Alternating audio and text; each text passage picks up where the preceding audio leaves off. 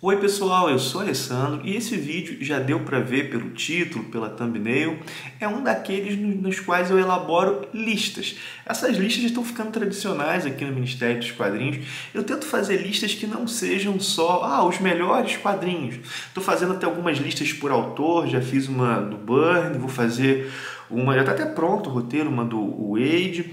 Mas esse aqui eu pensei em listar 10 quadrinhos que marcaram a história da Marvel. Repara que eu não estou dizendo que são os únicos ou os mais marcantes, mas são quadrinhos que eu acho que, de algum modo, eles causaram ondas que vieram para depois deles. Assim, de alguma maneira, eles influenciam e são marcos nessa trajetória da Casa das Ideias.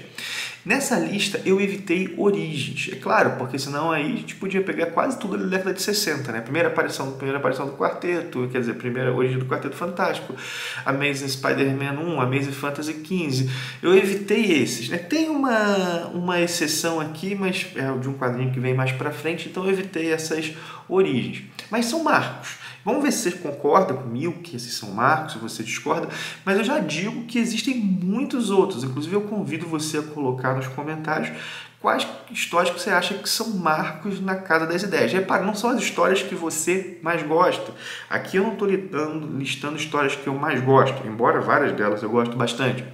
Mas eu estou listando coisas que acho que foram pontos que geraram ondas aí na história da Marvel. Vamos começar então com uma que é Avengers 16, lá de 1965. Essa é uma edição que ela não tem nenhuma história assim tão envolvente, que história grandiosa. Não, não é isso. Mas ela traz uma coisa que foi importante, que é a mudança de formação dos Vingadores. Os Vingadores começam a revista com uma formação, que é a sua formação clássica, que tem ali o Homem de Ferro, tem o Homem-Formiga, tem o Thor, e eles terminam a revista com outra formação, que vai ter o Gavião Arqueiro, que vai ter o Mercúrio, que vai ter a Feiticeira Escarlate. Enfim, é justamente essa mudança de formação que é importante. Pensa o seguinte, né? Nenhum dos personagens dos que começaram a revista passam a estar nela. O Capitão América continua, sim, mas ele não estava em Avengers 1. Então a gente vê uma mudança completa nos personagens no decorrer da revista. Se a gente for pensar, quando a gente tem uma revista, um título, por exemplo, X-Men, nós temos se mantém ali o cast de personagens, Quarteto Fantástico, se mantém o cast, pelo menos lá no início. Aqui nós vemos que tudo pode mudar, e isso se torna uma tradição para os Vingadores, mas mais do que isso, todos os personagens que passam a fazer parte dos Vingadores são ex-vilões. Gavião Arqueiro, Feiticeiros, todos os personagens destinados ao Capitão América, claro, que vai ser o líder. Gavião Arqueiro, Feiticeiro Escarlate e o Mercúrio. Enfim, para mim, Avengers 16 é um marco na história da Casa das Ideias. Vamos, outra história agora. Essa daqui é indiscutível que é um marco. Ela durou 3 edições, foi escrita pelo Stan Lee e desenhada pelo Jack Kirby, né? Inclusive o Stan e o Jack também tiveram em Avengers 16. Ela durou 3 edições, foi de Fantastic Four 48 até Fantastic Four 50, que é a famosa trilogia Galactus, minha gente. Essa é realmente uma grande história que vai ser revisitada várias vezes. Ela é sempre mencionada como um marco lá dos primórdios da Marvel, uma espécie de ápice do trabalho do Stan Lee com Kirby à frente da mensal do Quarteto Fantástico. É nessa revista que nós vemos aí a aparição do surfista prateado, mas ela não é meramente uma história de origem do surfista. Ela é uma história dessa ameaça em nível apocalíptico que vem para a Terra devorar o mundo e o quarteto vai ter que lidar com ela. O Galactus vai voltar aqui várias vezes, mas ela está nessa lista principalmente porque ela é mencionada. Inclusive, teve uma época que a Marvel proibia de se fazer histórias em 3 partes. E o editor dizia, se for fazer uma história em 3 partes, é bom que seja uma trilogia Galactus, para ver como é que essa história é marcada dentro desse mundo editorial da Marvel como algo importante dos seus primórdios. Então, essa é de 1966. Vamos para uma outra que vem logo depois. Gente, Fantastic Four dos primórdios, toda a edição quase estava aparecendo ideia nova, mas vamos lá. Temos a primeira aparição do Pantera Negra em Fantastic Four 52, também Stan Lee e Jack Kirby, em 1966 também. O que temos nessa história? Essa história é o seguinte: o quarteto é desafiado e vai até a África e enfrenta o Pantera Negra. Na verdade, ele é convidado por outros motivos, mas descobre que era um desafio. E ao fim, o Pantera tira a máscara e nós vemos que ele era negro. No momento de uma divisão racial muito grande nos Estados Unidos, e essa dificuldade, inclusive, de criar personagens negros, né? O Pantera é considerado um dos primeiros super-heróis negros da história, quiçá o primeiro, pelo menos da maneira que foi construída na Marvel, vai ser o primeiro. Depois vamos ter o Falcão, vamos ter outros personagens, mas o primeiro, e isso, bom, só isso, entre aspas, basta para Fantastic Four número 52, tá nessa lista, a primeira aparição do Pantera Negra. Vamos lá, número 4 agora, Harry Osborn usando drogas, Amazing Spider-Man 97 e 98, escrita pelo Stan Lee, desenhada pelo Gil Kane. Essa história é um marco, por quê? Porque o tema das drogas era proibido no Comic Code, naquele código de autocensura que as editoras tinham. E esse foi um quadrinho que a Marvel escolheu mandar para as bancas sem o selo de aprovação do Comic Code. E ele foi, inclusive, quase que um quadrinho institucional, bota aspas. Ele foi pedido por um órgão do governo lá dos Estados Unidos.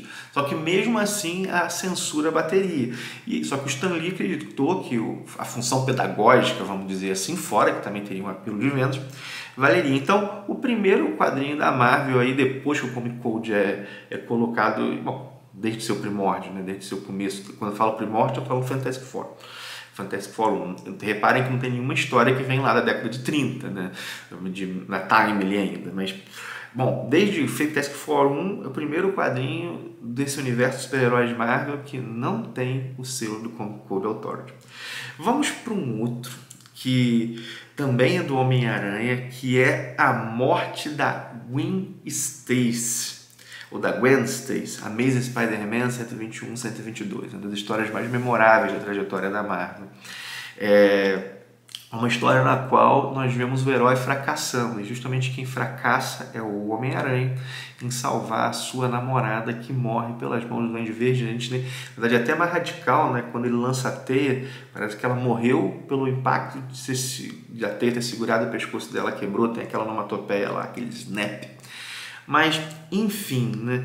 A morte da Gwen Stacy ela é fundamental porque ela mostra que os heróis Marvel fracassam, e fracassam naquilo que o herói tradicional Marvel faz. O herói salva a mocinha, o Homem-Aranha não consegue. Essa história é tão marcante que a galera que faz a divisão era de ouro, era de prata, era de bronze, que a gente sabe que é bem questionável, mas foi e é usado ainda.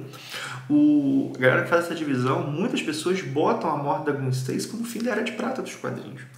Foi escrita pelo Gary Conway e desenhada pelo Gil Kane. Então já chegamos à metade da lista. Vamos para a segunda metade. É uma história chamada Império Secreto. Na verdade é um arco de histórias do Capitão América que posteriormente foi ter esse nome, que vai de Captain America 169 a 176, do Steve Englehart no roteiro e do Sal Buscema nos desenhos. O que essa história tem de importante? Estados Unidos atravessando aquele momento de grandes escândalos na política. O Capitão América ele lida com uma organização infiltrada no governo. E ao fim e ao cabo se descobre que era ele fica muito decepcionado quando ele descobre o vilão, ele desmascara quem é o líder dessa organização no final, e ele descobre que o vilão era um grande figurão do governo americano, é assim que diz, né? Uma grande figura do governo americano. E bom, isso era a maneira para eles não dizerem que era o presidente, né? O presidente dos Estados Unidos, então, seria o grande vilão por trás. Isso dá uma grande decepção no Capitão América. Então, assim, é a forma da Marvel fazer a crítica, o Steve Englehart fazer a crítica política, mas ao mesmo tempo pisa no freio para não poder se comprometer muito, mas ainda assim é uma história que marcou muito. E no Capitão América marca muito, mas é uma história que sempre vai ser referência a esse grande figurão, né? A Marvel criticando aí, dado esse contexto de grandes escândalos do governo dos Estados Unidos. Vamos lá para o número 7, essa daqui também, as duas próximas também acredito que são unanimidade. É Segunda Gênesis, Giant Size X-Men Volume 1, Len Wein no roteiro e Dave Cockrum nos desenhos, 1975. O que nós temos nessa história? Simplesmente, talvez a maior virada de rumo que um título de super-herói tenha tido. Os X-Men nunca foram, desde seu lançamento até a Segunda Gênesis, um grande título na Marvel. Está saindo, inclusive, naquela coleção definitiva dos X-Men, a gente pega, inclusive, os desenhos, em boa parte das histórias, não eram tão bons, os roteiros eram meio pueris, mais pueris do que vimos em outros títulos, por exemplo, Quarteto Fantástico, muito bom, Amazing Spider-Man, mas X-Men não. Depois melhora, o Roy Thomas entra, tem o trabalho do Neil Adams também, mas ainda assim nunca foi um título de primeira linha. E Giant Size X-Men mudou tudo, né? Nós tivemos toda a equipe original sendo colocada de lado, ficando aí apenas dois, o Ciclope e a Garota Marvel, e uma nova geração de mutantes assumindo os X-Men, né? A Tempestade, o Noturno, o Wolverine, enfim, né? Enfim, o Banshee também fica, né? O Banshee não era da equipe original, mas já vinha da história anterior. Isso é bom. Isso é um momento, assim, o começo de algo que ninguém esperava. Os X-Men passam a fazer grande sucesso na década de 80, inclusive o número 8, dessa minha lista é uma história dos X-Men, que é a saga da Fênix Negra. Que vou colocar aqui entre X-Men 129 e X-Men 138, e aí é considerado por muitos um dos ápices, junto com o Dia de Futuro Esquecido, da dupla Chris Claremont e John Byrne. O Len Wein levantou a bola, mas quem cortou no roteiro foi o John Byrne. Na saga da Fênix Negra, nós vemos não uma coadjuvante, mas uma heroína morrendo. E não só morrendo, ela causou morte de todo um planeta. E teve uma discussão editorial muito grande, o plano inicialmente não era matá-la, mas o editor exigiu isso. Enfim, temos aí a saga da Fênix Negra entre X-Men 129 e X-Men 138 da dupla Chris Claremont e John Byrne. Isso aí também acredito eu que dificilmente alguém vai discordar que é um marco. Vamos pegar uma outra agora, do Demolidor, dos anos 80 já, a Queda de Murdoch, que vai de Daredevil 227 a 231 a 233, quando começou a aparecer nos encadenados depois, Frank Miller e David Mazzucchelli. Isso aqui a gente vê o Matt Murdock indo ao fundo do poço e voltando, né? O rei do crime descobre a identidade secreta dele. Isso aqui já é a segunda passagem do Frank Miller pelo Demolidor. Eu fiquei em dúvida qual das duas eu colocaria, mas acho que a Queda de Murdoch talvez seja eu gosto mais da Queda de Murdoch, o grande motivo foi esse. Mas aí isso serve um pouco desse... Aqui o Miller está só no roteiro, né? O Miller também trabalhou no desenho antes. Mas a gente vê um pouco essa explosão de criatividade que foi o Frank Miller nos anos 80. Enfim, a Queda de Murdoch. E por último, talvez o mais polêmico da minha lista, Guerras Secretas, lá em 1984, de Shooter e Mike Zeck. Eu gosto das Guerras Secretas originais, elas não estão aqui por isso não. Estão aqui porque as Guerras Secretas, essa história na qual os heróis e vilões são tirados da Terra, levados a um planeta para lutar entre si, levados a uma criatura poderosíssima. As Guerras Secretas, elas são aí praticamente o primeiro crossover.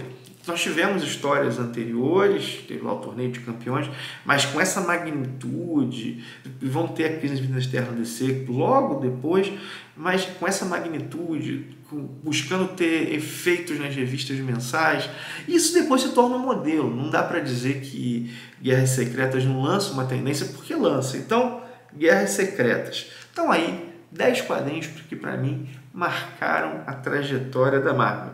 A Guerras Secretas foi feita um pouco para lançar bonequinho também, gente. Enfim, para a gente ver como é que outras coisas afetam os quadrinhos. Espero que tenham gostado da lista. A ideia delas é levantar a bola para a gente conversar. Não esquece de botar aí os quadrinhos que você julga marcos. Não esquece também de compartilhar o vídeo se você gostou dele, de curti-lo, de se inscrever no canal que está chegando por agora. Tem link da Amazon na descrição, caso você fazer alguma compra nessa loja, usar esse link ajuda demais o canal a se manter a melhorar. Paro por aqui, um forte abraço e até o próximo vídeo.